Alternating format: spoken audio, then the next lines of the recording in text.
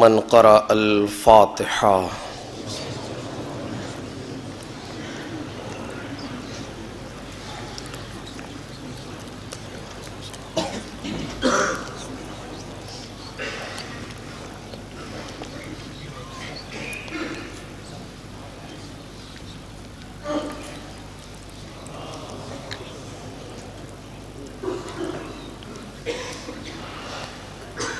أعوذ بالله السميع العليم من الشيطان اللعين الرجيم. بسم الله الرحمن الرحيم. الحمد لله الذي إليه مصائر الخلق وعواقب الأمر.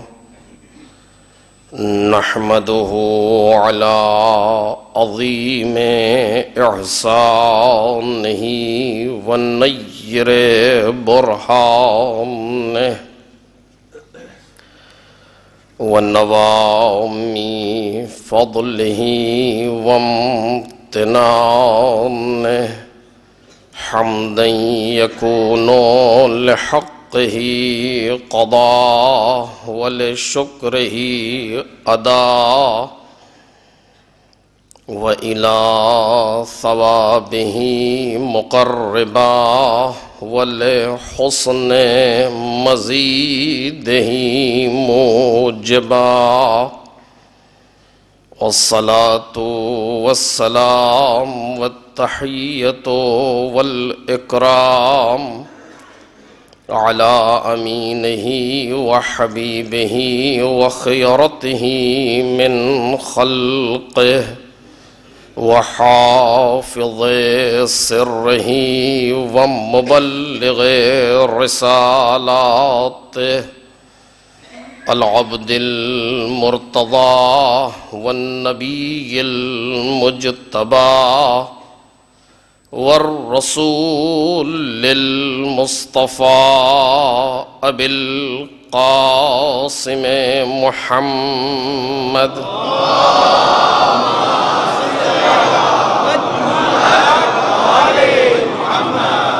وآله الأطيبين الأطهرين الأكرمين المعصومين المظلومين الذين أذهب الله عنهم الرجس وطهرهم تطهيرا.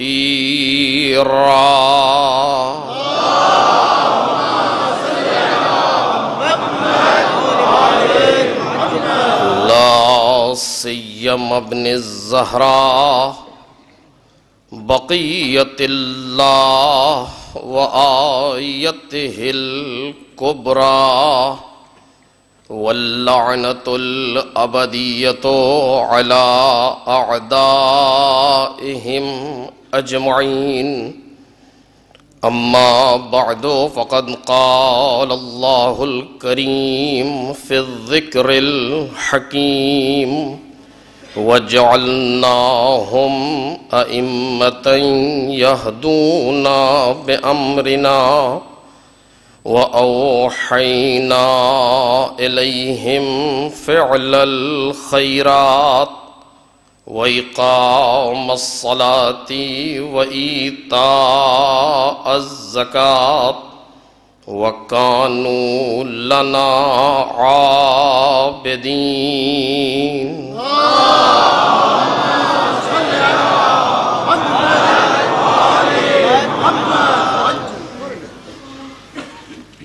بزرگان محترم اور برادران عزیز،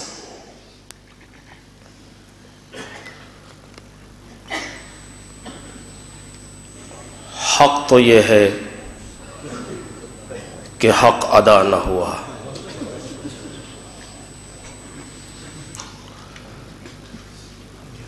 ایک شب وہ تھی کہ جب اسی جگہ پر ہم اور آپ چاند رات کی مجلس کر رہے تھے،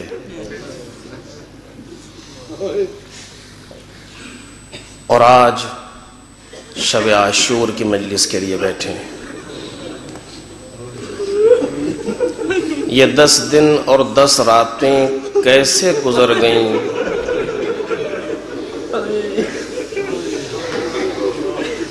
اندازہ بھی نہیں ہوا۔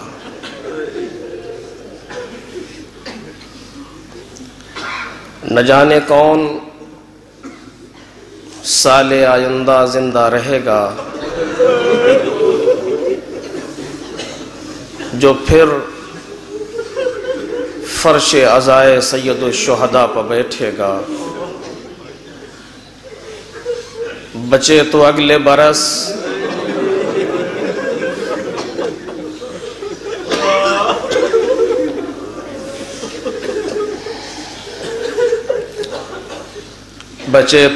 برس ہم ہیں، اور یہ غم پھر ہے جو چل بسے تو یہ اپنا سلام آخر ہے۔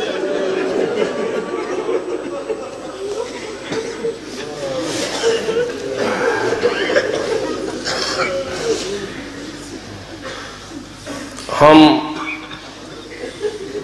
بارگاہ خداوندی میں شاکر ہیں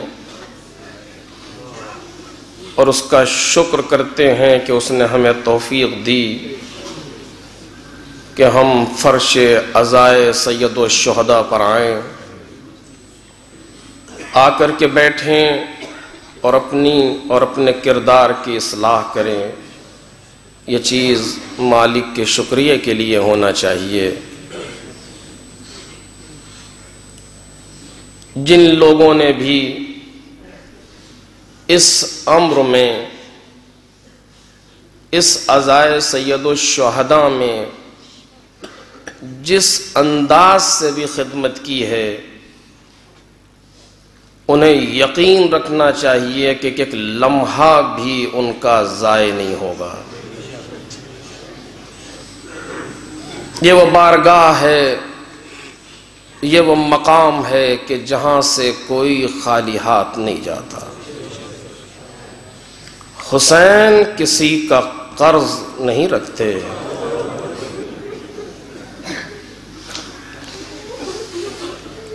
مالک تیرا شکریہ، تو نے موقع دے دیا کہ ہم فرش عزا پر آئیں، بیٹھیں، بولیں یا سنیں، روئیں یا رلائیں، سینہ زنی، ماتم، جس طریقے سے بھی۔ اے میرے مالک، ہم سب تیرے شاکر ہیں۔ جن جن لوگوں نے بھی اس میں خدمت کی ہے، چاہے وہ رولر آف شارجہ جناب ڈاکٹر سلطان القاسمی ہوں، یا رئیس اوقاف جناب جاسم ساجوانی ہوں، یا روڈ پر کھڑی ہوئی پولیس ہو کہ جو عزاداروں کی سہولت کے لیے ٹریفک کلیئر کرائے، یا جو بھی ہوں، ہم تہہ دل سے سب کا شکریہ ادا کرتے ہیں اور بارگاہ خداوندی میں دعا گو ہیں کہ ان کو اور توفیقات پروردگار عالم مرحمت فرمائے۔ ہمارے والنٹیئرز جو ہر روز خدمت جناب سید الشہداء میں مصروف ہیں، کتنے بیچارے ایسے ہیں جن کو اس کا قلق ہوتا ہے کہ مجلس بھی نہیں سن پاتے، دور کھڑے ہوئے ہیں، یہاں پارک کریں، وہاں نہ کریں، ایسے کریں، ویسے کریں، افسوس کرتے ہیں۔ پروردگار ان سب کی توفیقات میں اضافہ فرمائے۔ اس بارگاہ میں خدمت کرنے والی کمیٹی، جو افراد اس میں خدمت کر رہے ہیں، تمام تر مشکلات اور دشواریوں کے باوجود ہمارے سامنے اس طریقے سے یہ فرش عزائے سید الشہداء بچھا ہوا ہے۔ ہم ان کی بھی توفیقات کے لیے دعا گو ہیں کہ خدا ان کو اور اس سے بہتر انداز میں عزاداروں کی خدمت کی توفیق عطا فرمائے۔ ہمارے برادر عزیز جناب ابو طالب صاحب 10 راتوں سے مسلسل آپ کے سامنے ذکر جناب سید الشہداء بیان فرما رہے ہیں۔ پروردگار ان کے اور ان کے ہم نوا کی بھی توفیقات میں اضافہ فرمائے۔ آپ تمام حضرات جو اس جگہ پر بیٹھے ہیں، مجھے اندازہ ہے کہ غریب الوطنی میں محرم گھر کا یاد آتا ہے۔ ہم شرمندہ ہوتے ممبر سے کہتے ہوئے کہ آگے آ جائیے، جبکہ ہمیں دکھ رہا ہے کہ جگہ نہیں ہے۔ جو بیچارہ جس رخ بیٹھ جاتا ہے وہ کروٹ بھی نہیں لے پاتا۔ لیکن عزیزو، آپ صرف اتنا دھیان رکھیں کہ ان سب چیزوں کو مولا دیکھ رہے ہیں۔ جو بھی زحمت راہ امام حسین میں اٹھائی جا رہی ہے وہ سب مولا کی نظر میں ہے، سب دیکھ رہے ہیں۔ وہ یقیناً گھر یاد آتا ہے، وہ ماتم، وہ جلوس، وہ تعزیہ، وہ عزاداری۔ لیکن بہرحال اس جگہ پر بھی ہم شکر گزار ہیں کہ کتنی شان سے ہم نے یہ 10 دن تک بغیر کسی مشکل کے عزاداری کی ہے۔ دعا کرتے ہیں پروردگار ہم کو اور اچھے انداز میں اسی شارجہ میں اور بہتر طریقے سے عزائے سید الشہداء کے توفیق مرحمت فرمائے۔ دنیا میں جہاں جہاں بھی عزاداران سید الشہداء عزاداری کر رہے ہیں، پاکستان کی سرزمین ہو، دوسرے مقامات ہو، ہندوستان، جہاں پر بھی لوگ مصروف عزا میں، ہم سب کے لیے دعا کرتے ہیں پروردگارہ سب کو صحت و سلامتی اور حفاظت مرحمت فرمائے۔ لوگوں نے التماس سے دعا کہا ہے ہم سے اور آپ سب سے۔ کتنے لوگ ہیں جو ان مجالس کی طرف دیکھ رہے ہیں، کیونکہ انہیں معلوم ہے کہ یہ مجلسیں مستجاب الدعوہ ہوتی ہیں، پروردگار یہاں پر دعاؤں کو قبول کرتا ہے۔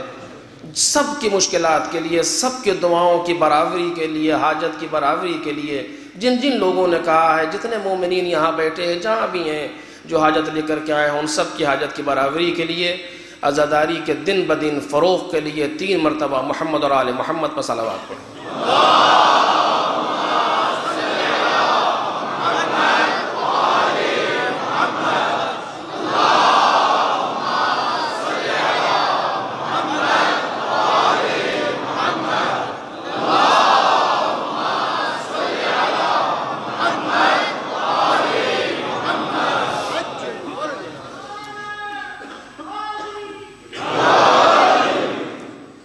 آپ سب حضرات سے بھی گزارش ہے کہ جتنا ممکن ہے اس سے زیادہ اس عزا میں تعاون فرمائیں۔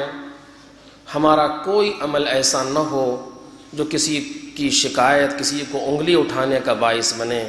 جس طریقے سے ہم نے یہ 9 راتیں اس طریقے سے گزاری ہیں، آج بھی شب عاشور بھی ادھر ادھر گلی کوچوں میں بیٹھنا، خدا نہ کردہ کوئی یہ کہے کہ یہ کون لوگ ہیں جو عزا خانے سے باہر آ کر کے بیٹھ گئے۔ ممکن ہے کہ یہاں پر سختی ہو، ذرا سی بیٹھنے میں دشواری ہو رہی ہو، گرمی کا احساس ہو، لیکن اسے برداشت کریں اور اپنے کمپاؤنڈ کے اندر رہیں تاکہ ہمیں موقع ملے کہ ہم اور اس سے بہتر انداز میں اپنی سیرت کو پیش کر کے اور بہتر انداز میں عزاداری کرنے کے لیے درخواست کر سکیں۔ ایک صلوات پڑھیں محمد اور آل محمد۔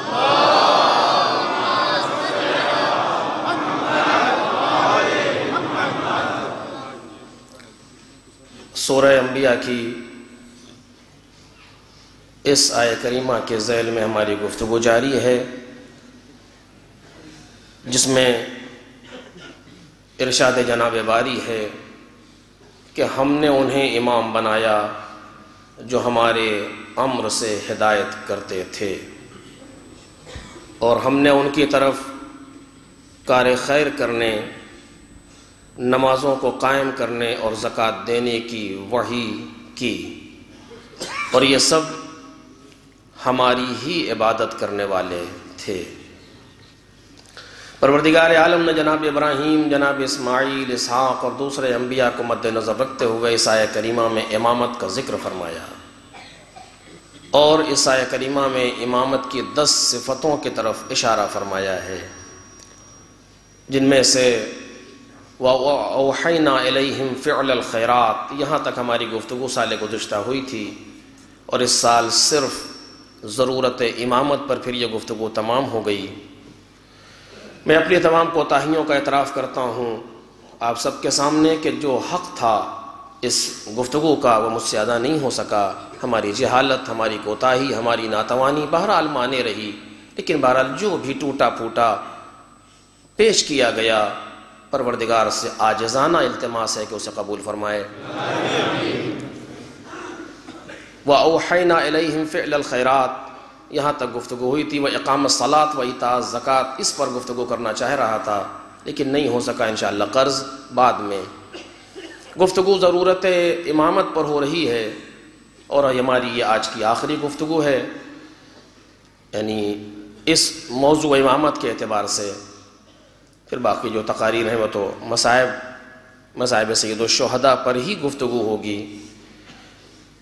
امام اور امامت ہماری زندگی کا سب سے مہم مسئلہ ہے، اس اعتبار سے کہ پروردگار عالم نے ہمیں اس کائنات میں پیدا کیا ہے تاکہ ہم اس کی معرفت حاصل کریں۔ زندگی کا ایک مقصد ہے معرفت پروردگار۔ میں 2 لفظوں میں خلاصہ کر رہا ہوں 9 دنوں کا۔ زندگی کا ہماری صرف ایک مقصد ہے معرفت پروردگار۔ معرفت پروردگار ذات پروردگار کی ممکن نہیں۔ ذات باری تعالیٰ کا علم، ذات پروردگار کا احاطہ، ذات پروردگار کو محسوس کر لینا کما حقہ کسی کے بس کی بات نہیں۔ روایات میں موجود ہے کہ تفکروا فی کل شیء ولا تفکروا فی ذات اللہ، ہر چیز کے بارے میں فکر کرو لیکن ذات باری تعالیٰ کے بارے میں فکر نہ کرنا۔ کیوں نہ کرنا؟ اس کی مثال و دلائل موجود ہے، میں نہیں کہہ سکا، انشاءاللہ پھر کبھی۔ ذات باری تعالیٰ کے بارے میں غور و فکر نہ کرنا ورنہ ہلاک ہو جاؤ گے۔ یہاں تک کہ روایت موجود ہے کہ ہلاک ہو جاؤ گے۔ تفکروا فی صفات اللہ، تفکروا فی خلق اللہ، اللہ کی مخلوقات کے بارے میں فکر کرو۔ انسان کے درجات کے اعتبار سے جو جس درجے پر ہے اس درجے کے اعتبار سے فکر کرے۔ زمین کو دیکھو، خالق زمین و آسمان کو پہچانو۔ سورج کو دیکھو، خالق شمس و قمر کو پہچانو۔ اس طریقے سے دھیرے دھیرے معرفت کے درجات آگے بڑھتے چلے جائیں گے۔ پھر تفکروا فی خلق اللہ، خلق خلا کے بارے میں تفکر کرو۔ اس کے اوپر کا مراد تفکروا فی صفات اللہ، اس پر میں گفتگو کر رہا تھا۔ تفکروا فی صفات اللہ، اللہ کے صفات کے بارے میں فکر کرو، غور کرو۔ ہمیں دعوت فکر و نظر ہے صفات الہی کے بارے میں۔ میں نے عرض کیا کہ میں 9 دنوں کا خلاصہ کر رہا ہوں جلدی سے تاکہ آج کی بات آپ کے سامنے پیش کر سکوں۔ ہمیں حکم دیا گیا، ہم پر لازم ہے بعنوان بندے پروردگار، بعنوان مخلوق پروردگار، ہم پر لازم ہے کہ ہم معرفت پروردگار حاصل کریں۔ معرفت ذات کی ممکن نہیں، صفات کی ممکن ہے۔ صفات باری تعالی خود پروردگار کے طریقے سے لامحدود ہیں۔ لامحدود یعنی جس کی کوئی حد نہیں۔ جس طریقے سے پروردگار عالم کی کوئی حد نہیں کہ یہاں تک ہے اس کے بعد نہیں، اسی طریقے سے تمام صفات پروردگار کی کوئی حد نہیں۔ علم پروردگار لامحدود، حلم پروردگار لامحدود،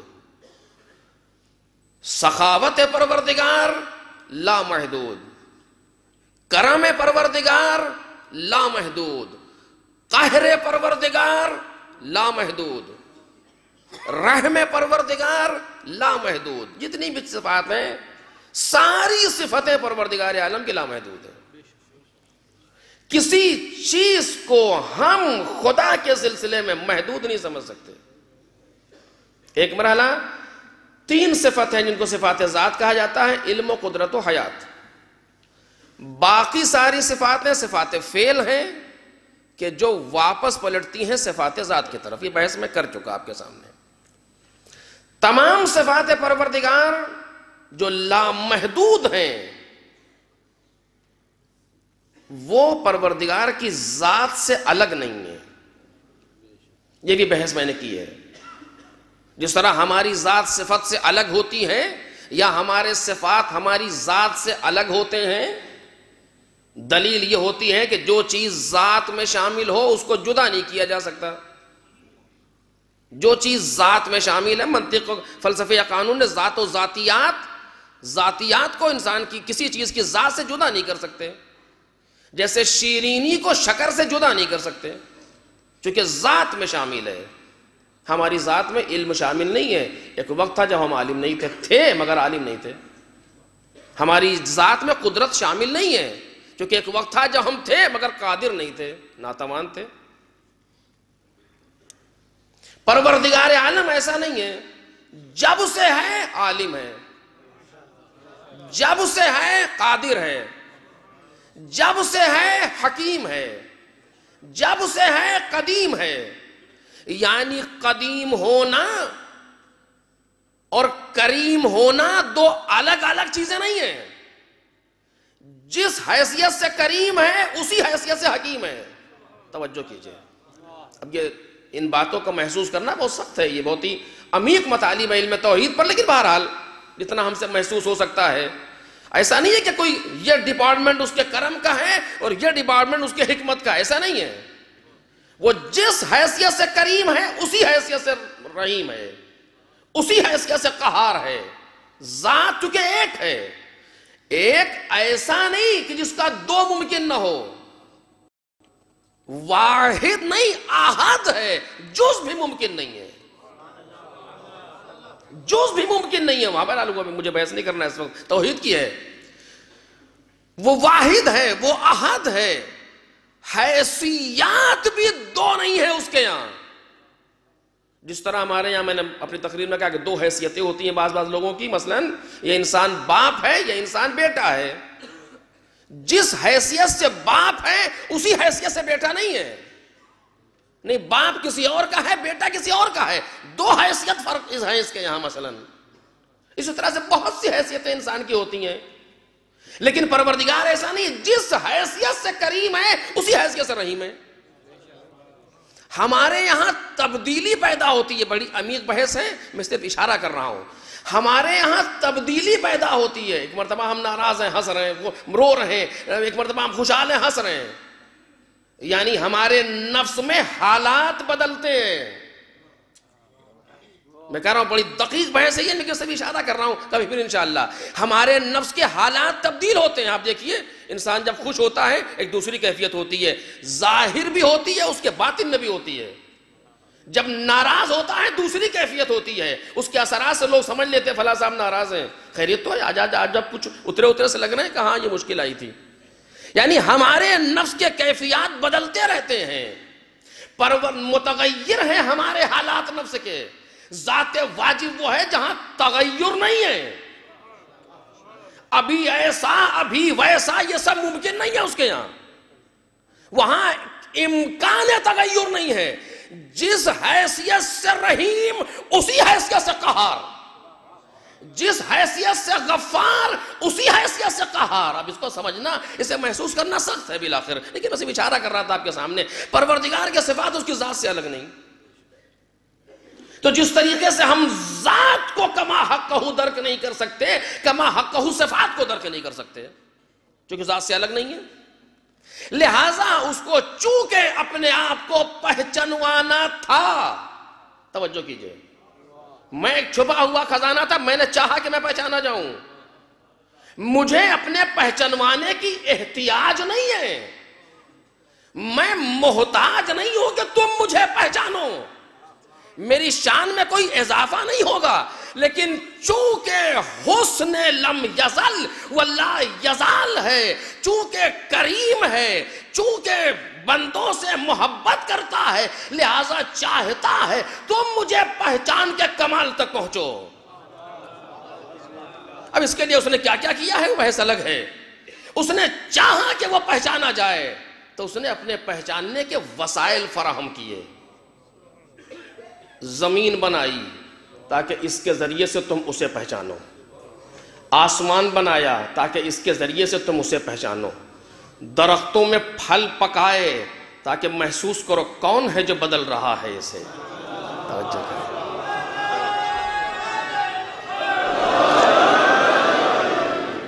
دو درخت برابر میں لگا دیجئے، وہی پانی، وہی ہوا، وہی مٹی، وہی ساری چیزیں، اس کا مزہ کچھ اور ہے، اس کا مزہ کچھ اور ہے۔ کون ہے جو یہ دے رہا ہے؟ پہچانو، کوئی ہے، کوئی ہے۔ ہر گیاہی کہ از زمین روید وحدہ لا شریک لہ گوید. جو پودا زمین سے نکلتا ہے وہ وحدہ لا شریک اللہ کہتا ہوا نکلتا ہے. کہ تم دیکھو میں کتنا معمولی سا پودا ہوں جس کو تم اپنی دو انگلیوں سے مسل سکتے ہو. یہ ہماری لطافت ہے لیکن یہ ہماری قوت ہے کہ زمین کے سینے کو چاک کر کے ہم باہر آ رہے ہیں.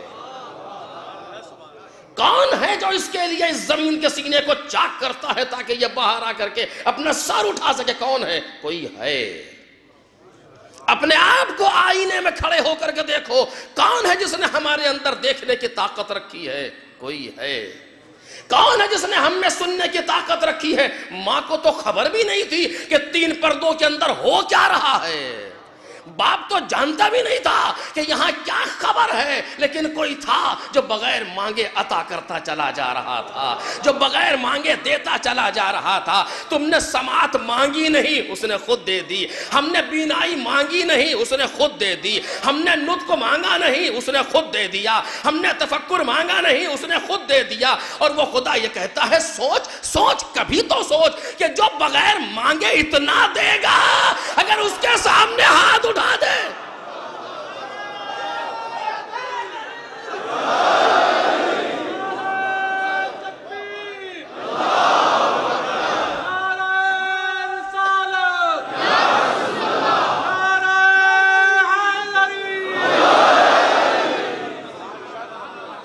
تو اس طریقے سے اس نے اپنے معرفت کے لیے انتظامات کیے.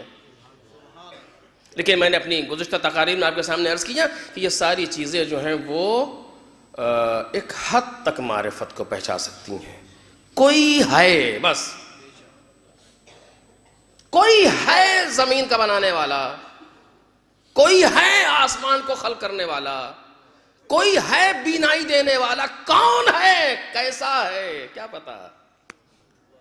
زمین یہ نہیں بتا سکتی کہ وہ کیسا ہے، آسمان یہ نہیں بتا سکتا کہ وہ کیسا ہے، ہماری بینائی نہیں بتا سکتی کہ وہ کیسا ہے، چونکہ یہ سارے کے سارے کسی ایک گوشے پر حد ناقص پر بیان کر رہے ہیں. صفات الہی لامحدود، زمین محدود. صفات الہی لامحدود، آسمان محدود. صفات الہی لامحدود، ہم محدود. تو کون ہے جو اس کے صفات کو عیاں کر سکے؟ کیا کوئی ایسا عیاں کرے جو خود بھی لامحدود ہو؟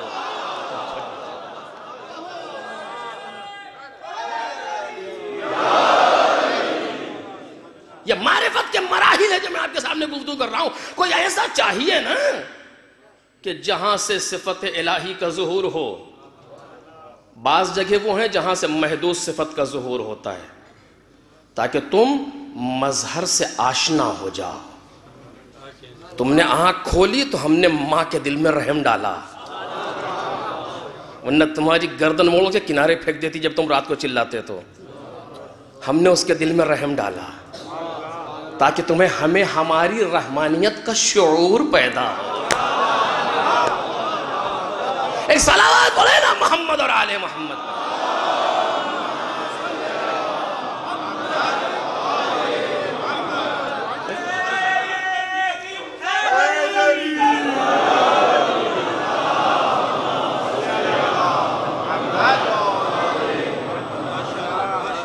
ایک چھوٹا سا پرندہ جو آپ کے سائے سے اڑ جاتا ہے. اگر آپ گھر کے آنگن میں باہر نکلیں سایہ پڑتا ہے، پرندہ اڑ جاتا ہے. لیکن اگر یہی ذرا سا پرندہ گھر میں گھونسلہ لگا دے اور اس میں انڈے دے کر کے بچے نکل آئیں تو اب اپنے چھوٹے چھوٹے پر سے آپ سے لڑنے کے لیے تیار ہے. کل تک تو یہ سائے سے اڑا جا رہا تھا، آج لڑ کیسے رہا ہے؟ کہ یہ محبت ہے جو اس خدا نے ڈالی ہے. دیکھ رہے ہیں؟ یہ محبت ہے اس پروردگار کی ڈالی ہوئی. اپنے بچے سے دفاع کر رہا ہے، اپنی جان دینے پر تیار ہے، لیکن میرا بچہ بچ جائے. اور کل یہی پرندہ ہوگا جو بچے کو ٹوٹ مار کے گھونسلے سے باہر کر دے گا. یہ کیا ہوا؟ کل تک تو یہ ہم سے لڑ رہا تھا اپنے بچے کے لیے، آج باہر کر رہا، بھگا رہا اپنے گھونسلے سے. کیوں؟ تاکہ اب تم اس قابل بن گئے کہ خود جاؤ رزق کے لیے. توجہ کیجئے گا، یعنی جب تک تم حد بلوغ کو نہیں پہنچے تھے ہماری کفالت میں تھے، اب حد بلوغ کو پہنچ گئے، اب تم جانو، تمہارا رزق جانے، تمہارا پروردگار جانے۔ جس نے وہ کیفیت دی تھی اسی نے یہ کیفیت بھی دی ہے۔ ایک صلوات پڑھے نا محمد اور آل محمد۔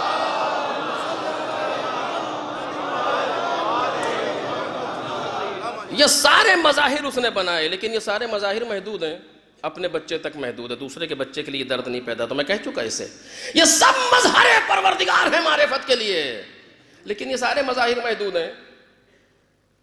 ہم نے عادی بنایا تمہیں تاکہ تم عادی ہو جاؤ، دھیرے دھیرے مظاہر کو دیکھتے جاؤ، مظہر محدود سے کسی مظہر لامحدود کا شعور پیدا کرو، اور اگر تم نے ان مظاہر محدود پر ہمارا شکر کیا تو ہم تمہیں لامحدود تک پہنچا دیں گے۔ جو لوگ ہماری راہ میں جہاد کرتے ہیں، ہم تک آنا چاہتے ہیں، لَنَهْدِيَنَّهُمْ سُبُلَنَا، ہم ان کے لیے اپنے راستوں کی ہدایت کرتے ہیں۔ اور اگر کسی نے ان مظاہر محدود پر کفر کر دیا تو لامحدود نصیب نہیں ہوتا۔ اللہ اکبر، اب یہاں پر کہنے کا دل چاہتا ہے، اب جملہ منہ پر آ گیا، لہذا اس کی وضاحت ضروری ہے میرے سامنے، میرے لیے۔ اب دیکھیے کتنے ایسے ہیں جو سرکار کے پاس بیٹھے ہیں، سن رہے ہیں، دیکھ رہے ہیں، پیغمبر خطبہ دے رہے ہیں، خطبہ کسی ایک کان میں تو نہیں ہوتا، خطبہ علی لینان، توحید بیان کر رہے ہیں، رسالت بیان کر رہے ہیں، ان سے بہتر کون بیان کرے کائنات میں؟ وہ باہر نکل کے پوچھتا ہے آج سرکار نے کیا پڑھا؟ تو آپ کہاں تھے؟ دیکھ رہے ہیں آپ، معرفت کی منزل پر جیسے آئے تھے ذرا برابر بھی کوئی اثر نہیں پڑا، بالکل، یعنی پیغمبر کے جملوں کا اثر نہیں ہے، پیغمبر کے جملوں کا اثر نہیں ہوا۔ کتنے ایسے لوگ موجود ہیں، اذا جاءک المنافقون، قرآن مجید کا سورہ ہے کہ نہیں ہے؟ سورہ منافقون۔ جب آپ کے پاس یہ منافق آتے ہیں، توجہ کیجئے، موضوع یہ نہیں ہے لیکن ایک جملہ آیا، جب آپ کے پاس یہ اذا جاءک المنافقون قالوا، تو یہ کہتے ہیں ہم گواہی دیتے ہیں کہ آپ اللہ کے رسول ہیں، نشہد انک لرسول اللہ واللہ یعلم انک لرسول، خدا جانتا ہے کہ تم اس کے رسول ہو، واللہ یشہد ان المنافقین لکاذبون، اور خدا گواہی دیتا ہے کہ یہ منافق جھوٹے ہیں۔ اور اس کا ترجمہ سوچئے کہ ہوا کیا؟ یہ منافق آپ کے پاس آتے ہیں اور کہتے ہیں کہ ہم گواہی دیتے ہیں کہ آپ اللہ کے رسول ہیں۔ کون گواہی دے رہا ہے؟ منافق۔ خدا کہہ رہا ہے ہم جانتے ہیں کہ تم ہمارے رسول ہو، لیکن یہ منافق جھوٹے ہیں۔ یہ کیسے ہوا؟ جو خدا کہہ رہا ہے وہی یہ کہہ رہے ہیں، لیکن یہ جھوٹے ہیں۔ کیوں؟ رسول یہ زبان سے کہہ تو رہے ہیں کہ تم اللہ کے رسول ہو، لیکن ان کے دل میں کچھ اور ہے، ان کے دل میں کچھ اور ہے۔ ان کے دل میں جو تمہارے پاس آتے ہیں، جو تمہیں دیکھ رہے ہیں، جو تمہیں سن رہے ہیں، تمہارے سامنے گواہی دے، تو قرآن کی آیت ہے، تمہارے سامنے گواہی دے رہے ہیں، سورہ منافقون ہے، 63واں سورہ قرآن میں ابتدائی آیت ہے، بسم اللہ الرحمن الرحیم، اذا جاءک المنافقون قالوا نشہد انک لرسول اللہ واللہ یعلم انک لرسول واللہ یشہد ان المنافقین لکاذبون، قرآن کی آیت ابتدائی سورہ۔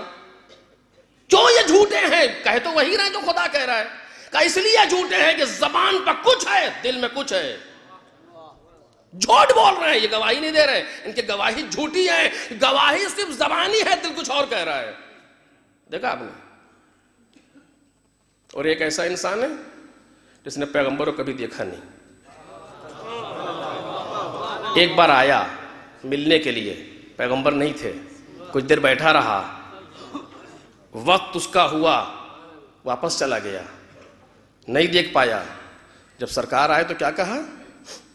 خوشبو محسوس کر رہا ہوں اویس کی،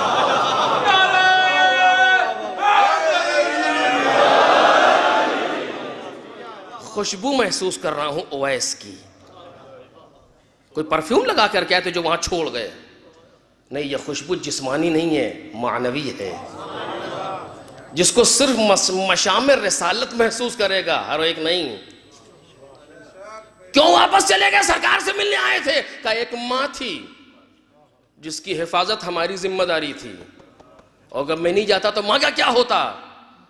ماں کے لیے چلا گیا، خدا نے اس کی خوشبو پیغمبر کے مشام تک پہنچا دی. یعنی اس نے اس مظہر محدود کی اطاعت کی.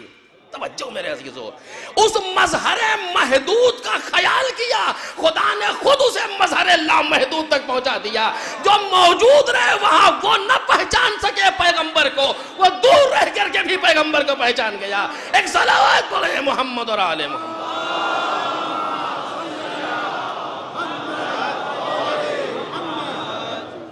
یہ آپ محسوس کر رہے ہیں کس طریقے سے پروردگار عالم خود انتظام کرتا ہے کہ انسان اس مظہر لامحدود تک پہنچے. لامحدود جس کے سارے صفات لامحدود ہوں. اب اس سے قبل کہ میں اس پر گفتگو کو اور آگے بڑھاؤں، آپ سے گزارش ہے کہ جس قدر ممکن ہو اس مشن اور اس عزائے حسین کے فروغ کے لیے، جبکہ فروغ اس سے نہیں ہوگا جو ہم کریں گے، یہ ہم اپنے لیے کر رہے ہیں، عزاداری کے لیے اس سے فروغ دینے والا خدا ہے. جتنا ممکن ہو اس میں حصہ لیں، اور تاکہ ہماری گفتگو اس کے بعد اور آگے بڑھیں. جس قدر بھی آج شب عاشور ہے، امام کے نام پر جو بھی ہم دے سکتے ہیں اس مشن کے لیے دیں، تاکہ ہم اس کے ذریعے سے اور دوسرے کاموں کو آگے بڑھا سکیں. صلوات پڑھیں محمد اور آل محمد. ایک صلوات پڑھیں محمد اور آل محمد.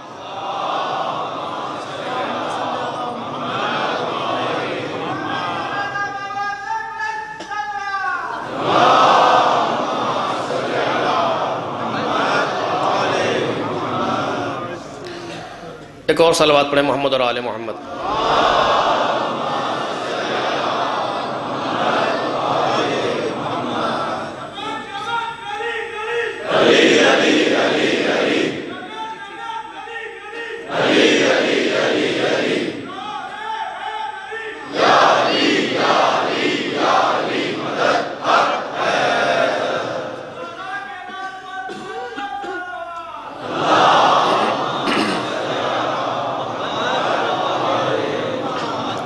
پروردگار عالم نے انتظامات کیے تاکہ انسان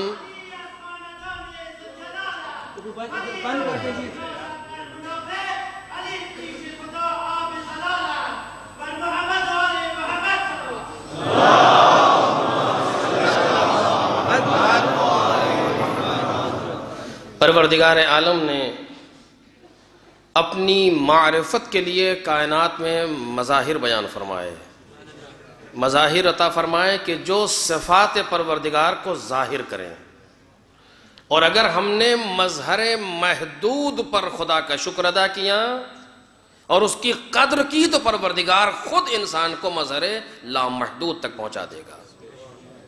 اور اگر ہم نے مظاہر محدود پر ذات واجب کا شکر نہ کیا، قدر کر کے ناقدری کر کے، بلکہ ان کی اور کفر کی منزل پر آئیں، تو ہم مظہر لامحدود کے پہلو میں بھی رہیں لیکن استفادہ نہیں کر سکیں گے. چونکہ ضروری نہیں ہے کہ جو انسان پاس میں بیٹھا ہو وہ استفادہ بھی کر سکے. اس لیے کہ دو چیزیں ہیں، میں سے کل جو گزارش کر رہا تھا بات وہاں تک آ گئی. دو چیزیں ہیں، ایک ان مظاہر ربوبی کا ظاہر ہے. پیغمبر اکرم ائمہ طاہرین علیہم الصلوۃ والسلام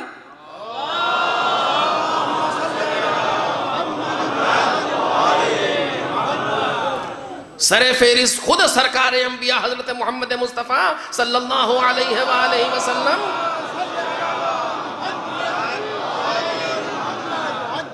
کی ذات والا صفات دو حیثیت رکھتی ہے کم از کم ہمارے سامنے.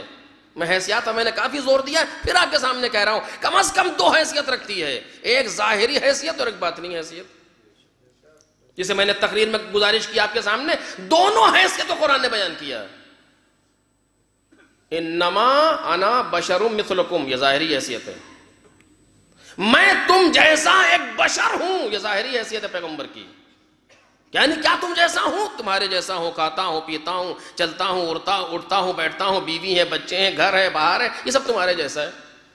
یہ کیوں رکھا گیا؟ تاکہ تم ہمیں اپنے آپ سے مانوس سمجھو. توجہ کیجئے گا، تاکہ تم ہم سے استفادہ کر سکو. یہ اس لیے ہے ورنہ اگر ہم اپنی نوری کیفیت میں آتے تو تمہاری حیثیت کیا ہے؟ کوئی کائنات میں ہمارا نور کی تاب نہیں لا سکتا ہے. جو پیغمبر کی کہ جو نوری جلوہ ہے اسے ہم اور آپ محسوس ہی نہیں کر سکتے. ہمیں بشری کیفیت دی گئی، انا بشر مثلکم، تم جیسا بشر ہوں. یہ ظاہری کیفیت ہے پیغمبر کی. باطنی کیفیت کیا ہے؟ یوحا الیہ، مجھ پر وحی نازل ہوتی ہے. وحی الہی کو دریافت کر لینا یہ میری باطنی کیفیت ہے، یہ میری نوری کیفیت ہے، یہ میری روحانی کیفیت ہے. انسان کو اسے محسوس کرنا چاہیے. صرف ظاہری کیفیت پر نبی نہیں ہے، باطنی کیفیت کے ساتھ ہے. ظاہر میں تو ہم جیسا انسان ہے، صحیح کہہ رہے ہیں لوگ، ہم جیسا انسان ہے ظاہر میں، لیکن اسی ظاہر پر پیغمبر محدود تو نہیں ہے. پیغمبر باطن رکھتا ہے. باطن کیا ہے؟ باطن وہ ہے کہ لو انزلنا القرآن علی جبل لرأیتہ خاشعا متصدعا من خشیۃ اللہ. اگر اس قرآن کو پہاڑ پر نازل کر دیتے تو تم دیکھتے کہ پہاڑ ریزہ ریزہ ہو گیا. لیکن قرآن پیغمبر کے قلب پر نازل ہوا، قلب پیغمبر نے تحمل کر لیا.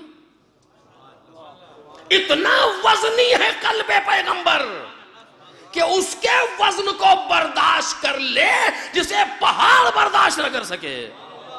یہ باطن پیغمبر ہے، یہ باطن پیغمبر ہے. بلکہ اگر آپ اور غور سے دیکھیں، ہمیں پتہ نہیں کہوں نہ کہوں، اگر آپ اور غور سے دیکھیں تو یہ دو چیزیں نہیں ہیں، یہ ایک جلوہ ہے جسے قرآن مجید کہا جا رہا ہے. بھئی تمہیں کیسے معلوم قلب پیغمبر پر کیا نازل ہوا؟ ہم تو وہ سن رہے ہیں جو پیغمبر بول رہے ہیں. توجہ کیجئے گا، ہم تو وہ سن رہے ہیں. بسم اللہ الرحمن الرحیم یہ آیت نازل ہوئی ہے. کیا لیا ہم نے پیغمبر سے؟ وجود لفظی. جو نازل ہوئی تھی وہ کہاں ہے؟ کہ وہ ہمارے پاس ہے. ہمارے پاس کہاں ہے؟ ذہن میں ہے. میں توجہ چاہتا ہوں میرے اپنے مجمع سے. وہ پیغمبر کے پاس یعنی کہاں ہے؟ ذہن میں ہے. محفوظ ذہنی ہے پیغمبر کے لیے؟ کہا نہیں، بلکہ پیغمبر کے ذہن پر نازل نہیں ہوئی، پیغمبر کے دل پر نازل ہوئی. نزل بہ الروح الامین علی قلبک، روح الامین نے آپ کے قلب پر نازل کیا. ذہن میں وہ آتا ہے جو سن کے آئے یا دیکھ کے آئے. توجہ کیجئے گا، جو ذہن میں قرآن مجید آ رہا ہے وہ سننے کا نتیجہ ہے، وہ دیکھنے کا نتیجہ ہے. سامنے قرآن رکھ کر کے پڑھا، آیت کا وجود ذہن میں آ گیا. کسی قاری نے ہمارے سامنے پڑھا، سن کر کے آیت کا وجود ذہن میں آ گیا. یہ ذہن ہے انسان کا کہ جہاں تصویریں بنا کرتی ہے، خود نہیں. پانی موجود ہے، آپ پانی کا تصور کریں، ذہن گیلا نہیں ہوگا. آگ باہر جل رہی ہے، آپ آگ کا تصور کریں، جلے گا نہیں ذہن. کیوں؟ اس لیے کہ آگ نہیں آ رہی، صورت آ رہی ہے. پانی نہیں آ رہا، پانی کی صورت آ رہی ہے. صورت منطقی فلسفے کی بات کر رہا ہوں، فوٹو کی بات نہیں کر رہا ہوں. صورت پانی ہے ذہن کے اندر. لیکن جناب جبرائیل نے پیغمبر کے سامنے قرآن سنایا نہیں ہے کہ جو صورت قرآنی پیغمبر کے ذہن پر آئے. توجہ چاہتا ہوں عزیزو، جناب جبرائیل، اس کو بہت ہمیں توجہ کرنی چاہیے. ایسا نہیں ہوا کہ جناب جبرائیل نازل ہوئے، وہاں وہ کھڑے ہوئے، یہاں پیغمبر بیٹھے ہیں، رسول اللہ یہ آیت آئی ہے سنیے، اور پیغمبر نے سننا شروع کر. یوں نہیں ہے. اور اگر ایسے سناتے تو کوئی اور بھی سن لیتا. کسی نے وحی کو حس کیا، بستر پر لیٹے ہوئے ہیں، آیت کا نزول ہوا، برابر میں رہنے والی محسوس نہ کر سکی.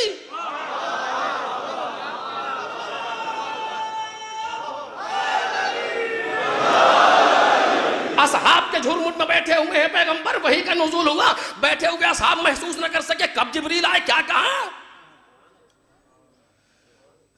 جب بھی لفظ قلب عربی میں استعمال ہوتا ہے قرآن مجید اور روایات میں، لفظ قلب 99.9% میں گفتگو کر رہا ہوں.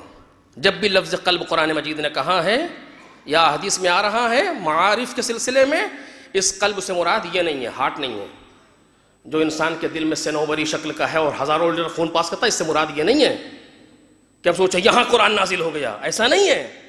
بلکہ قلب جب آتا ہے تو قلب یعنی حقیقت انسان،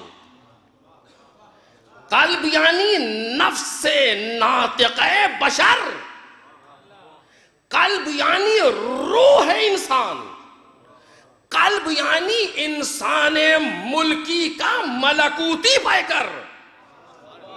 توجہ کیجئے، یہ حقیقت مراد ہے قلب سے. یعنی حقیقت انسانی کو قلب سے تعبیر کیا جاتا ہے. ایسا نہیں ہے کہ قرآن، آپ کو سوچیں نا، قرآن قلب پر نازل کی معنی کیا ہے اس کے؟ کہ قرآن اس دل پر نازل ہو، یعنی کیا دل بڑا ہو گیا پیغمبر کا؟ نہیں، بلکہ قلب پیغمبر یعنی روح پیغمبر، حقیقت پیغمبر، باطن پیغمبر، پیغمبر کی نوری کیفیت. اب جب قرآن نازل ہوا حقیقت پیغمبر پر، توجہ کیجئے، حقیقت پیغمبر پر نازل ہوا تو ایسا نہیں ہے کہ دو حقیقتیں ہو گئیں. نہیں، وہی حقیقت پیغمبر ایک ہے جو وحی کو دریافت کر رہی ہے، اور جو اتنی وزنی ہے کہ وزن پہاڑ برداشت نہ کر سکے. یعنی حقیقت پیغمبر ہے. اگر کسی حقیقت کو ایک رخ سے دیکھا جائے تو حقیقت محمدیہ کہلاتی ہے، دوسرے رخ سے دیکھا جائے تو کلام الہی کہلاتی ہے. اسی لیے مولا کائنات کہتے میں بولتا ہوا قرآن ہوں. ایک صلوات پڑھیں محمد اور آل محمد.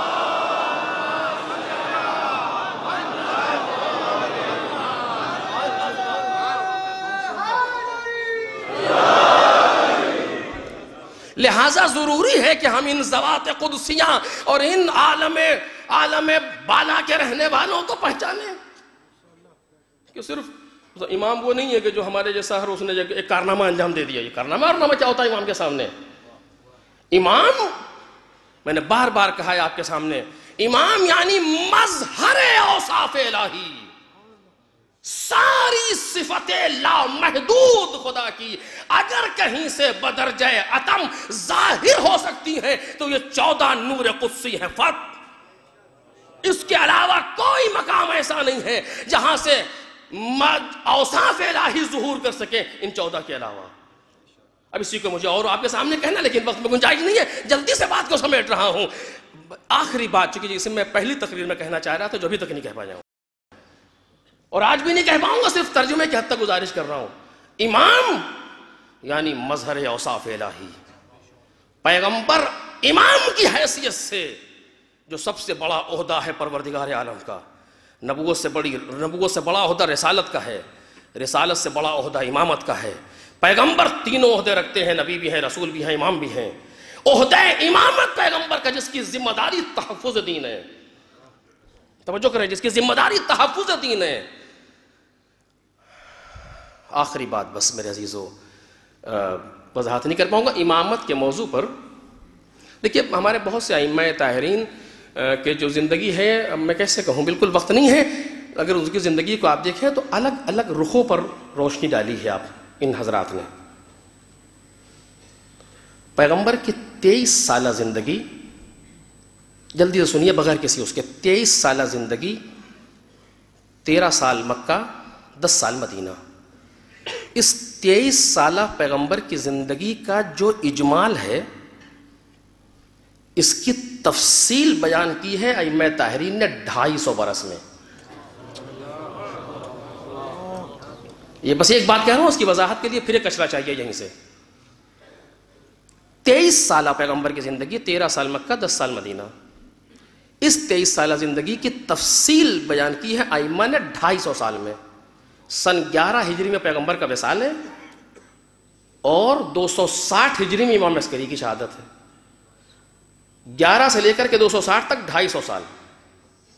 اسی لیے جناب آیت اللہ سید علی خامنہئی نے کتاب لکھی کہ انسان 250 سالے، 250 برس کا انسان. اب وہ کون ہے انسان؟ کردار ائمہ طاہرین جو سب ایک دوسرے سے مرتبط ہے، ایک سلسلہ ہے، ایک چین ہے کہ جو اپنی جگہ پر خود مکمل اور سب مل کر کے ایک کامل کا جز. اب اسے میں کیسے آپ کے سامنے بیان کروں، جلدی سے کی بات ہو جائے. آپ آنکھ دیکھیں، آنکھ میں کوئی نقص ہے یا مکمل ہے؟ مکمل ہے. نقص کا نقص ہوتا تو دیکھتی کیسے؟ بالکل صحیح ہے، خود مکمل ہے لیکن ایک بدن کا جز قرار پاتی ہے. ہر امام اپنی زندگی میں مکمل کردار پیش کر رہا ہے، کوئی نقص نہیں ہے، لیکن اس 250 سال میں ایک جز میں قرار پاتا ہے۔ اور جب ہم پورے 250 سال کو ایک ساتھ دیکھتے ہیں، توجہ چاہتا ہوں مجمع سے، جہاں تک آواز جاری تحقیقی موضوع ہے، جب ہم آج 250 سال کو مولا کائنات سے امام عسکری تک جو ہم نے دیکھا ہے، اس کے بعد تو دیکھ نہیں پا رہے، انشاءاللہ کہ دیکھیں گے، اور خدا کرے کہ دیکھیں۔ ایک صلوات پڑھیں محمد اور آل محمد۔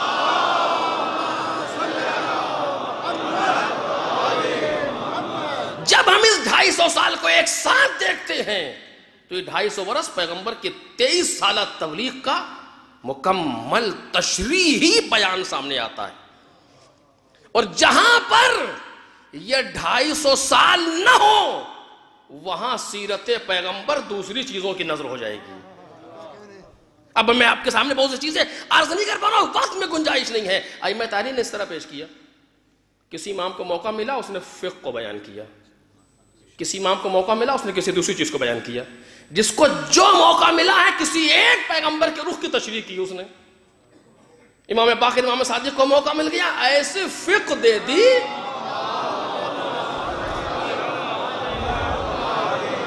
ایسی فقہ ہمارے سامنے دے دی امام نے کہ آج تک ہمارے کسی مرجع کو کسی مسئلے میں کسی سے مشورت کی ضرورت نہیں پڑتی، اس کے لیے کافی ہوتا ہے قال الباقر قال الصادق۔ امام باقر نے یہ کہا، امام صادق نے یہ کہا، کوئی مشاورتی کمیٹی نہیں بیٹھتی فتوے کے حل کے لیے، نہیں، وہ 80 برس 90 برس کا بوڑھا اکیلا جا کر کے دیکھتا ہے اس کا جواب یہ ہے فلاں حدیث کی روشنی میں۔ اس طرح سے وقت مختصر میں اتنا کچھ دے دیا۔ اسی طریقے سے 8واں امام جناب امام علی رضا علیہ السلام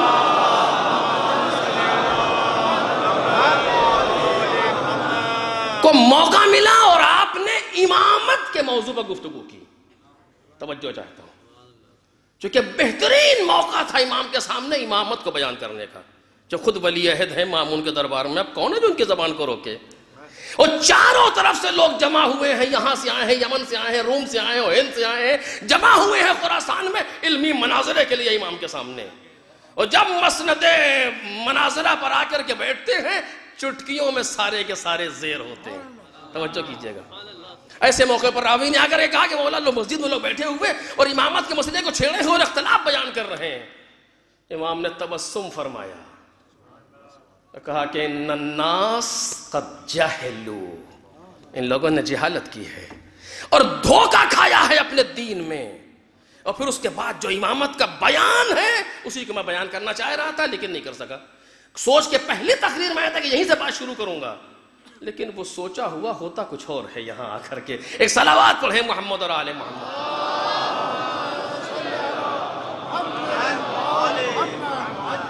اس کا ایک فقرہ میں تبرکن آپ کے سامنے پیش کر رہا ہوں، بات تمام ہو جائے گی۔ درمیان کا فقرہ ہے ایک، آپ فرماتے ہیں ان الامامۃ زمام الدین ونظام المسلمین وصلاح الدنیا وعز المومنین۔ ایک فقرے کی بات کر رہا ہوں، میں فقرے اول پر رکوں گا۔ امامت زمام دین ہے۔ زمام کسے کہتے ہیں؟ زمام یعنی عنان، عنان یعنی مہار، مہار یعنی لگام۔ اب اس سے نیچے ترجمہ تو کیسے کروں آپ کے سامنے؟ امامت مہار دین ہے۔ توجہ عزیزوں، اور شاید ہم کو روکا گیا ہو تاکہ یہ مقدمہ آ جائے کہ جملہ ہم سمجھ سکیں۔ امامت مہار دین ہے، نظام مسلمین ہے، مسلمانوں کے نظام کا نام ہے امامت۔ یعنی اگر امامت نہیں ہے تو نظام مسلمین درہم و برہم ہے، اس پر دوسری طاقتیں قبضہ کریں گی، چونکہ نظام نہیں ہے، سسٹم نہیں ہے۔ امامت نام ہے مسلمانوں کے سسٹم کا، مسلمانوں کے نظام کا، اور جہاں یہ سسٹم موجود ہے کسی کی مجال نہیں جو آنکھ بھر کے دیکھ لے۔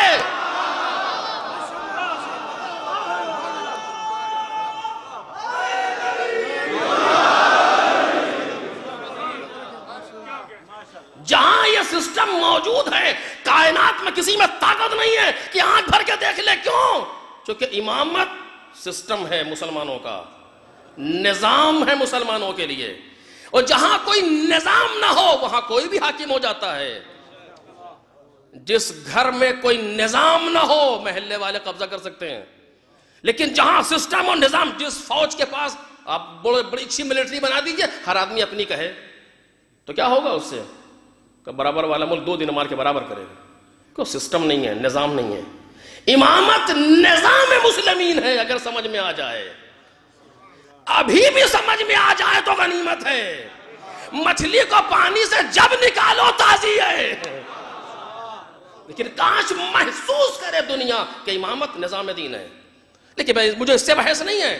صلاح الدنیا، دنیا کے لیے مصلحت ہے امامت. یہ نہ سمجھ لینا کہ اس کا تعلق صرف آخرت سے ہے.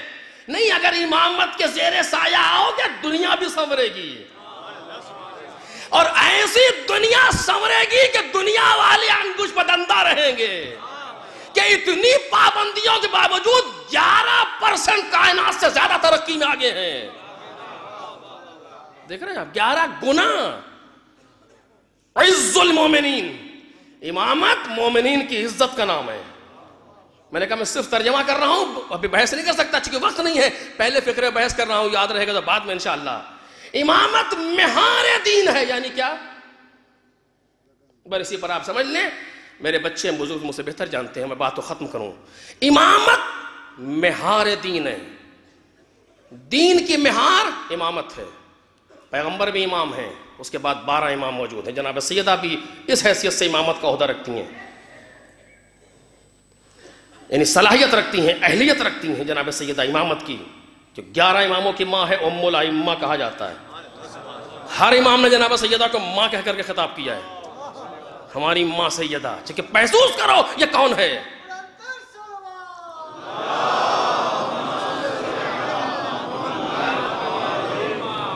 امامت مہار دین ہے. یعنی کیا؟ مہار کا کام کیا ہوتا ہے؟ مہار جس کے لگائی جاتی ہے اس کو قابو کر کے جدھر چاہے موڑ دیں. اسی لیے کہتے ہیں فلاں شخص بے مہار ہے، یعنی جو چاہتا کرتا ہے، کوئی مہاری نہیں ہے اس کے پاس. تو اس کے معنی یہ نہیں دوسروں کے مہار لگی ہے، ناک میں نکیل لگی ہوئی ہے، نہیں. آپ دیکھیے دین، میں نے کہا کہ بہت کافی دقیق ہے یہ موضوع. دین کے نام پر ہم کیا جانتے ہیں؟ واٹ از دین؟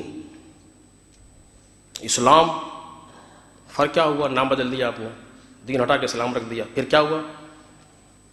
کسے کہتے ہیں اسلام؟ قرآن. قرآن تو قرآن ہے. دین کیا چیز ہے؟ اشارہ کریں کہ اس کو دین کہتے ہیں. کسے کہتے ہیں؟ دین کی کتاب کا نام قرآن ہے. ٹھیک ہے.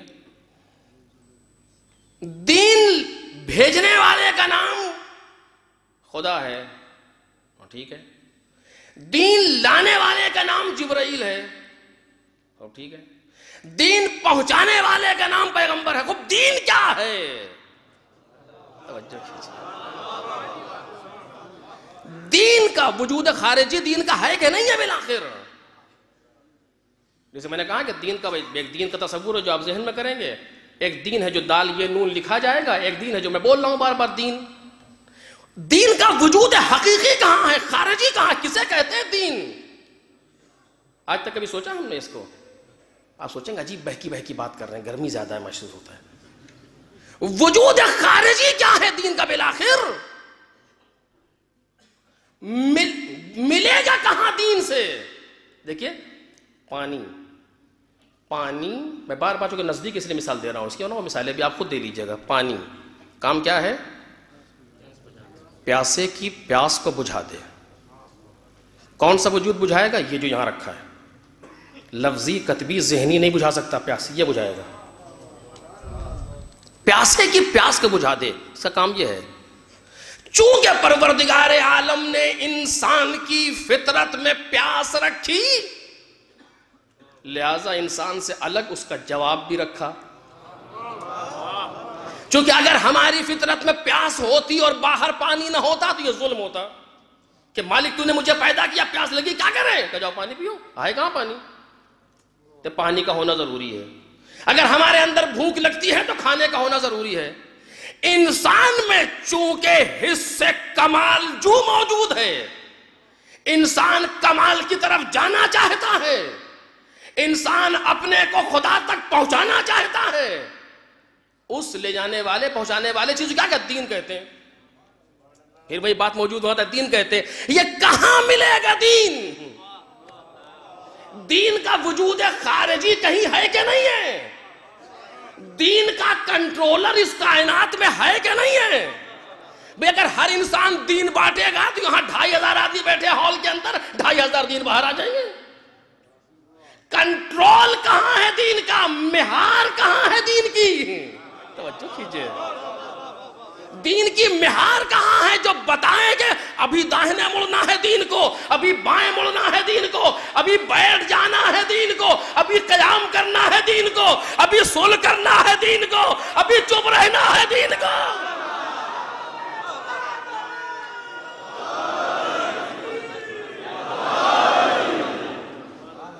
کون بتائے گا؟ یہ سوال ہے آپ کے سامنے۔ کوئی قرآن ہے، قرآن بتائے گا اس وقت کیا کرنا ہے؟ اور اگر قرآن بتائے گا اس وقت کیا کرنا ہے تو نتیجہ آپ دیکھیے رہے، سارے فرقے ہیں، الگ الگ تفسیریں۔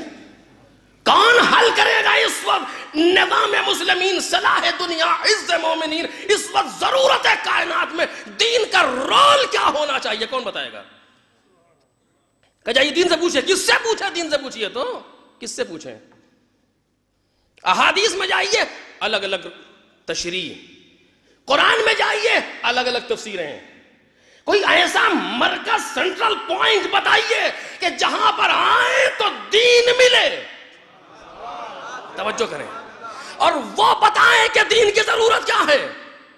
امام نے کہا کہیں نہیں، ان الامامۃ زمام الدین، دین کی مہار امام کے ہاتھ میں ہے۔ توجہ کیجئے، یہ بتائے گا کہ تلوار چلنی کب تک ہے اور تلوار رکنا کب ہے۔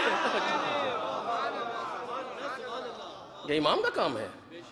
نہیں، اتنی بات تو ہر ایک سمجھتا ہے۔ نہیں، مطلب یہ نہیں کہنا چاہ رہا ہوں، بلکہ توجہ کریں۔ اچھا کیا مطلب؟ دین کے ناک میں ایک نکیل لگی ہے، وہ امام لیے بیٹھا، جیسا چاہتا موڑ دیتا، ایسا ہے؟ دین کے ایک لگام لگی ہوئی ہے، وہ امام لیے بیٹھے، جہاں چاہتے موڑتے، یوں ہے؟ کتنا سناٹا ہے۔ اتنا بڑا مجمع اگر اس طرح خاموش ہو جائے اتنا اچھا لگتا ہے۔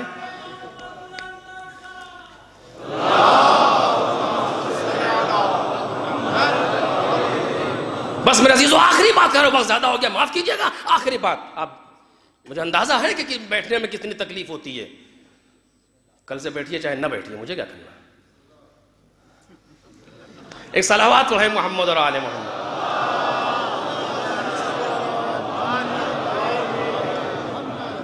بالآخر دین کیا ہے؟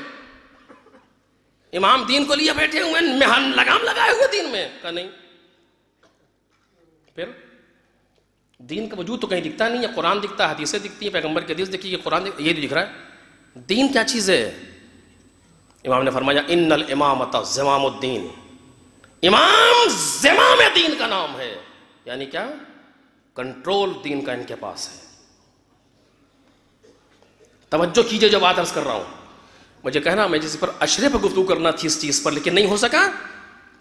اسی کے بعد والا جملہ، توجہ کریں، صرف ترجمہ کر رہا ہوں، ان الامامۃ زمام الدین ونظام المسلمین وصلاح الدنیا وعز المومنین، 4 چیزیں۔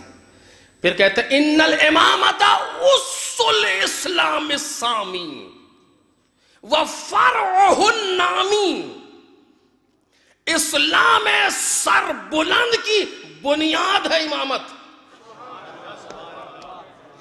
اسلام نمو نامی، نمو کرنے والے اسلام کی شاخ ہے امامت۔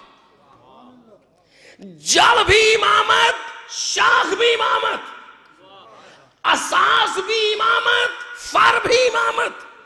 بنیاد بھی امامت، شاخ بھی امامت. یعنی کیا؟ یعنی دین کو قرار ملے گا تو امامت کے ذریعے. قرار یعنی بنیاد، شاخ، اصل. دین کو قرار ملے گا تو امامت کے ذریعے. دین کائنات میں پھیلے گا تو امامت کے ذریعے. حکومت پھیلانا اور ہے، دین پھیلانا اور ہے.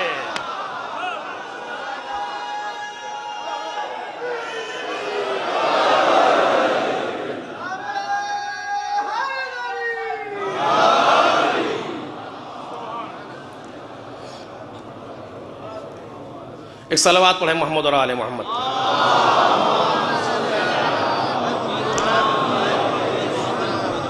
دین کا مسئلہ کا دین کی بنیاد امامت، دین کی فروعات امامت. یعنی اس سے ہم کیا سمجھ رہے ہیں؟ امام کہنا کیا چاہتے ہیں؟ توجہ کیجئے، میں کل گفتگو نا ظاہر باطن پر کر رہا تھا، اسی لیے امام کہنا کیا چاہتے ہیں؟ امامت زمام دین. امام دین کی جڑ امامت، دین کی فر امامت.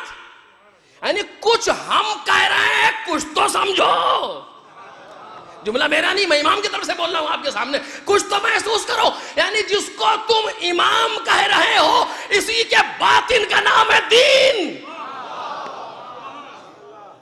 دین امام سے ہٹ کے کوئی چیز نہیں ہے. امام ہی کے وجود کو دین کہا جاتا ہے. اگر دین کو جسم دے دیا جائے تو وقت کا امام بن کے سامنے آ جائے گا. صلوات پڑھ دے محمد اور آل محمد.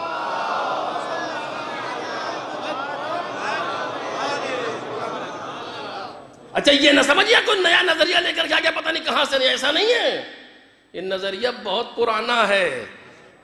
سوچا نہیں ہے ہم نے، میں اپنے لیے کہہ رہا ہوں، میں نے سوچا نہیں ہے اس کو اس طریقے سے. ورنہ کسی اہل دل نے، اہل معرفت نے بہت پہلے کہا تھا شاست حسین، شاست حسین، بادشاست حسین، دینست حسین. ایک صلوات پڑھے محمد اور آل محمد.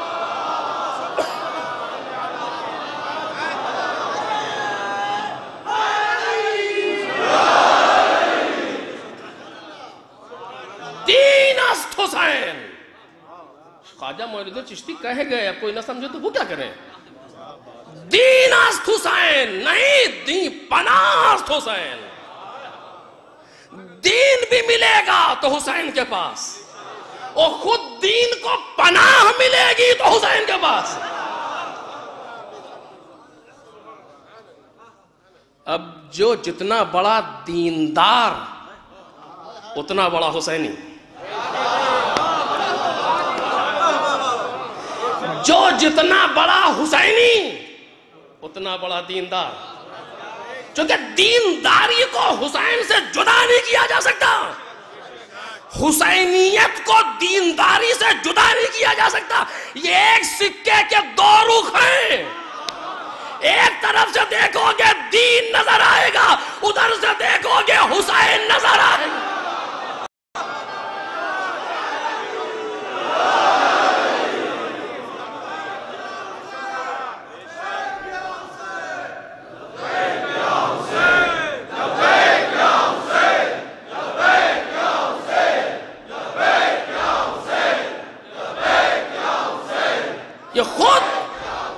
یہ خود نعرہ لبیک یا حسین، یعنی لبیک یا دین اللہ.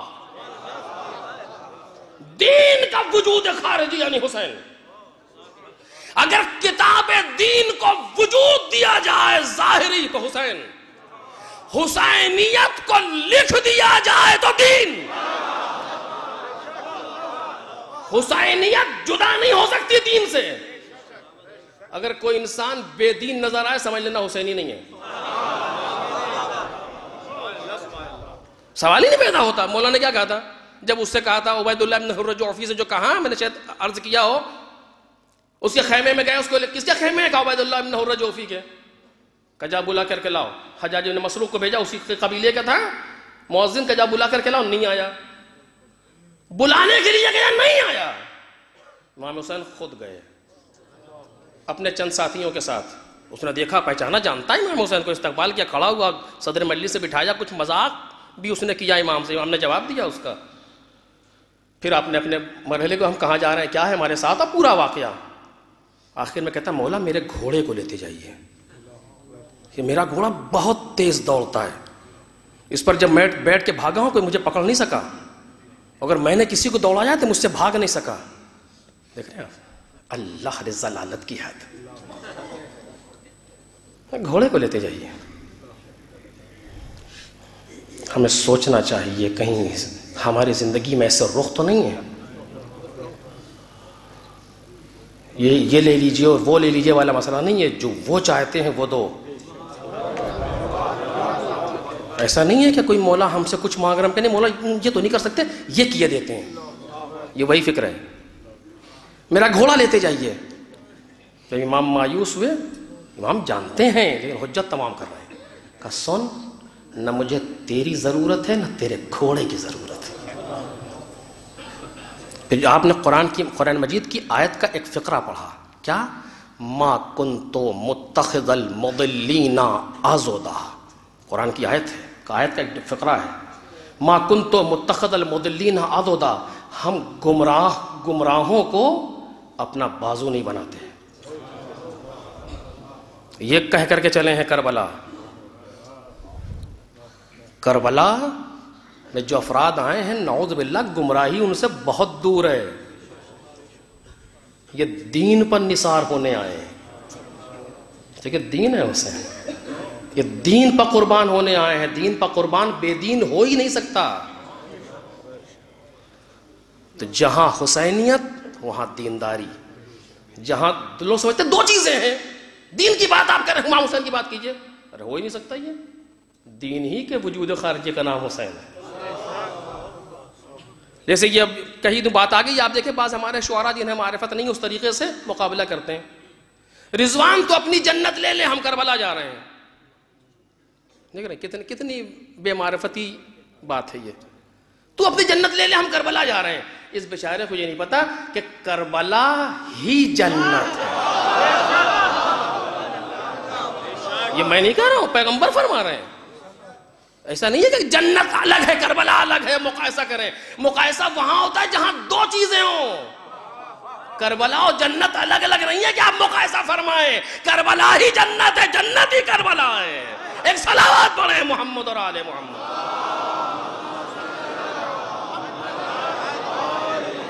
ان الامامۃ زمام الدین، امامت دین کی مہار ہے، یعنی دین ہے حسین اپنے وقت میں. آج دین وجود امام زمان.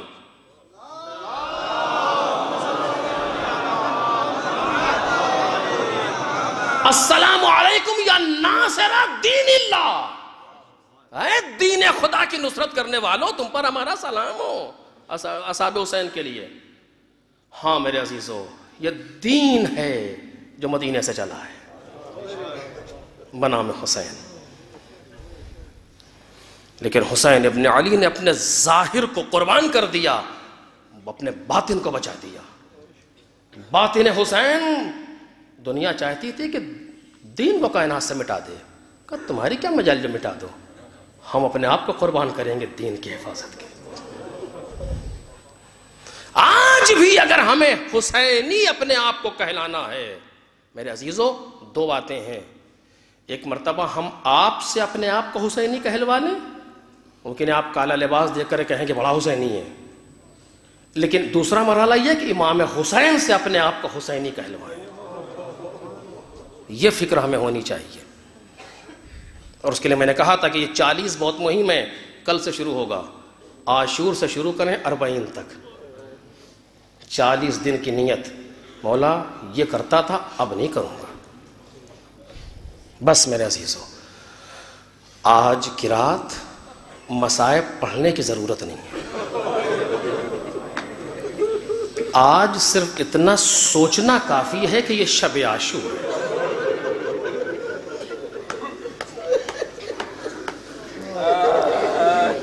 یہ شب عاشور ہے، بس یہ کافی ہے. ہر شہید کی آخری رات. میں عرض کروں گا صبح کی تقریر میں آپ کے سامنے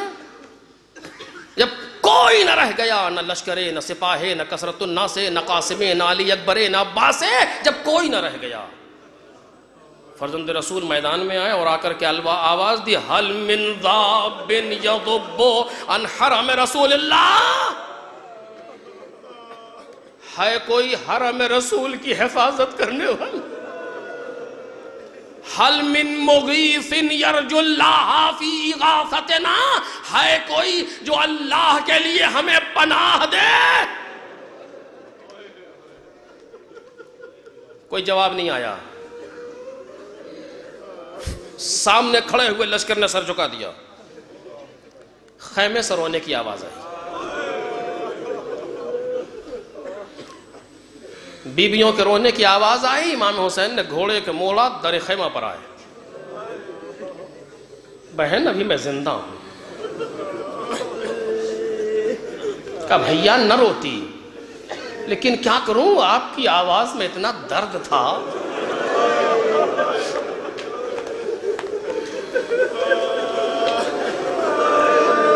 بھیا آپ کی آواز میں اتنا درد تھا، اصغر نے اپنے آپ کو جھولے سے گرا.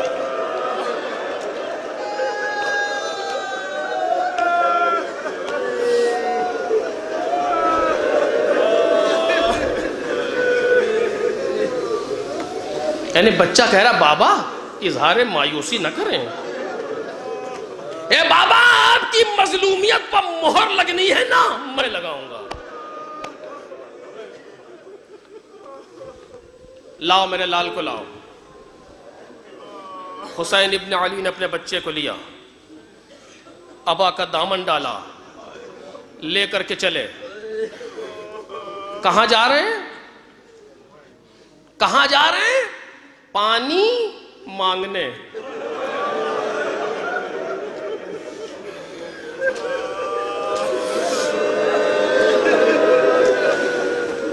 یہ وہ گھرانہ ہے جس نے کبھی کسی سے کچھ مانگا نہیں ہے.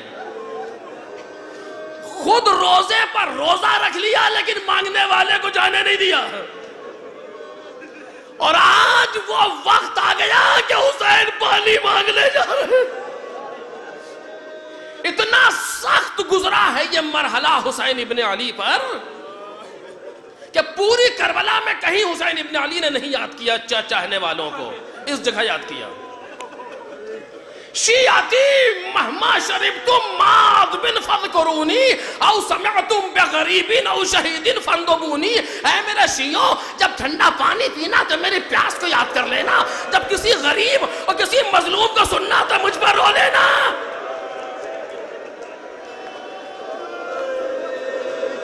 کون سی چیز تھی جس نے حسین ابن علی کو چاہنے والے یاد دلا دیے؟ کہتے ہیں لیتکم فی یوم عاشورہ جمیعاً تنظرونی. کاش تم سارے کے سارے کربلا میں ہوتے تو دیکھتے. کیا دیکھتے؟ یہ نہیں کہہ رہے ہیں کہ میں نے کیسے اکبر کے لاشے پر میں پہنچا، یہ نہیں کہہ رہے ہیں کہ دیکھتے میں نے عباس کے جنازے سے کیسے علم کو اٹھایا، یہ نہیں کہہ رہے ہیں کہ دیکھتے میں نے اون محمد کے لاشے کو کیسے اٹھایا. ارے یہ بھی نہیں کہہ رہے ہیں کہ دیکھتے میں نے اصغر کو کیسے دفن کیا، یہ بھی نہیں کہہ رہے ہیں کہ تم دیکھتے میں نے اصغر کے گردن سے تیر کیسے نکالا. نہیں نہیں، لیتکم فی یوم عاشورہ جمیعاً تنظرونی کیف استسقی.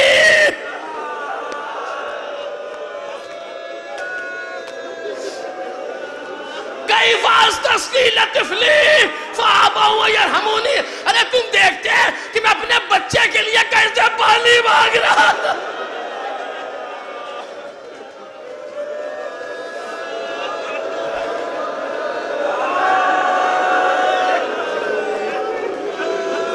تم ہوتے تو دیکھتے میں بچے کے لیے کیسے پانی مانگ رہا تھا. ابا کا دامن ڈالا، اپنے لال کو لے کر کے چلے. ایک قدم پر سوچتے تھے صفت مصطفیٰ، لے تو چلا ہوں، فوجی عدو سے کہوں گا کیا؟ کیوں؟ نہ مانگنا ہی آتا ہے مجھ کو، نہ التجا. اور منت بھی گر کروں گا تو وہ دیں گے کیا بھلا؟ بیعت کہی ہے پانی کے واسطے، نہ سنیں گے عدو میری. دوسرا مصرع پڑھوں بیت کا پانی کے واسطے نہ سنیں گے عدو میری بچے کی جان جائے گی اور آبرو میری.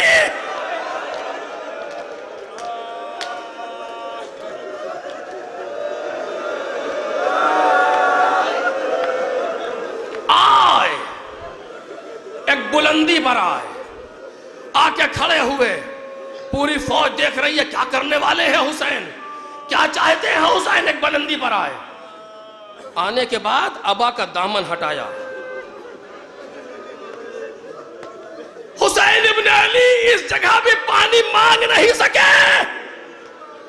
ابا کا دامن ہٹایا, اپنے لال کو فوج کے سامنے لیا. تم نے میرے بھائیوں کو, میری اولاد کو قتل کر دیا. اس بچے کی خطا کیا ہے؟ فوج والوں نے سر جھکا لیا. بعض وہ ہے جو منہ پھیر پھیر کے رو رہے ہیں. اس بچے کی خطا کیا ہے؟ اب جملہ کہوں آپ کے سامنے جو حسین نے کہا, یا قوم ان لم ترحمونی فرحموا ھذا الطفل. پانی نہیں مانگ رہے, اے قوم والوں اگر مجھ پر رحم نہیں کر رہے اس بچے پر رحم کرو. پانی کا سوال کیسے کیا آپ کو معلوم ہے؟ اما ترونہ کیف یتلظی عطشا. ارے کیا تم نہیں دیکھ رہے کہ یہ بچہ کیسے پیاس سے تلظی کر رہا ہے؟ ابھی بھی پانی نہیں مانگا. ارے کیا دیکھ نہیں رہے ہو کہ بچہ پیاس سے کیسے تلظی کر رہا ہے؟ نہیں نہیں نہیں, میں اس جملے کو آپ کے سامنے واضح کروں گا اپنے چھوٹے بچوں کے لیے تاکہ محسوس ہو.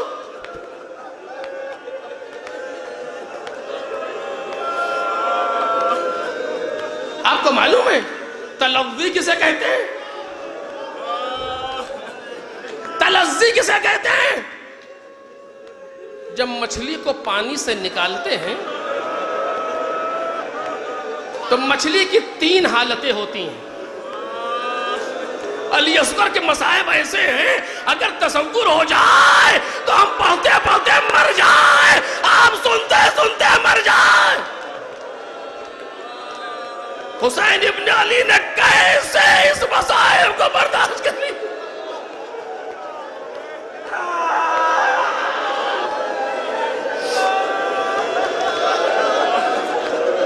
جب مچھلی کو پانی سے نکالتے ہیں اس کی 3 حالتیں ہوتی ہیں.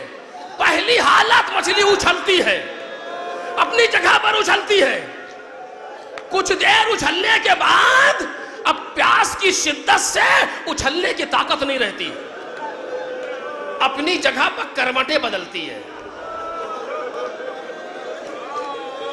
جب اور زیادہ پیاسی ہو جاتی ہے تب کروٹ لینے کی طاقت نہیں رہتی, اپنے جگہ پر کبھی منہ کھولتی ہے.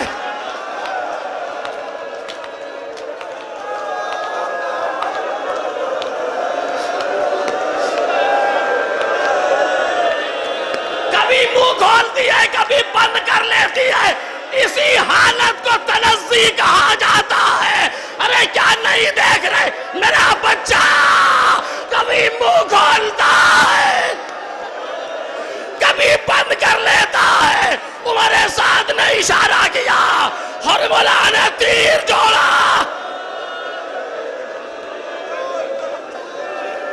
حرملہ نے چلے کمان میں تیر جوڑا, اصغر نے اپنے آپ کو آمادہ کیا.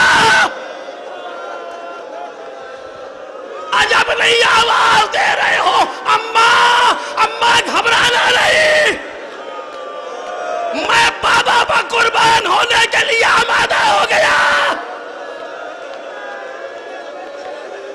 چلے کمان سے حرملہ کا تیر چلا, اصغر نے ہمک کے گردن پر لیا.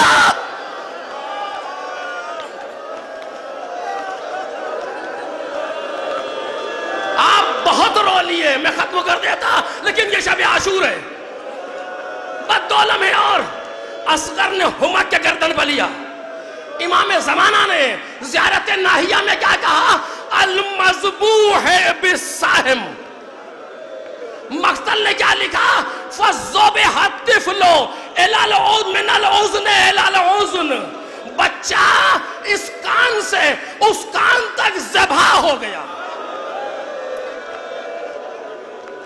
عزیزو، تیر کسی کو ذبح نہیں کرتا، تیر سوراخ کرتا ہے بدن میں۔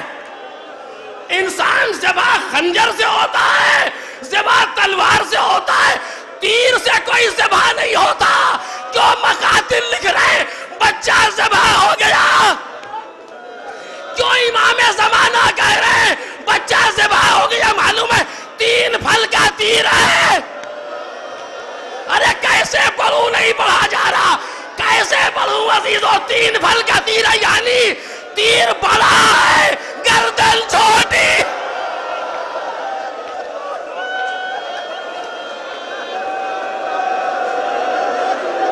تیر بڑا تھا، گردن چھوٹی تھی۔ حسین ابن علی نے چلو میں خون کو لیا، اے میرے لال،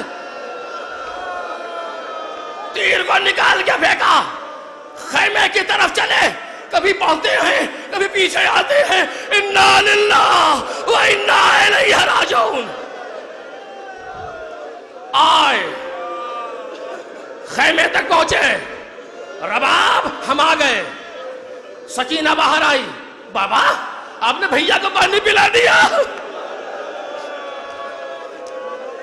کیا کہیں حسین ابن علی، بابا آپ نے بھیا کو پانی پلا دیا؟ کچھ نہیں بولے، ابا کا دامن ہٹا دیا۔ ارے اب جو دیکھا سینے بجاری خون، اماں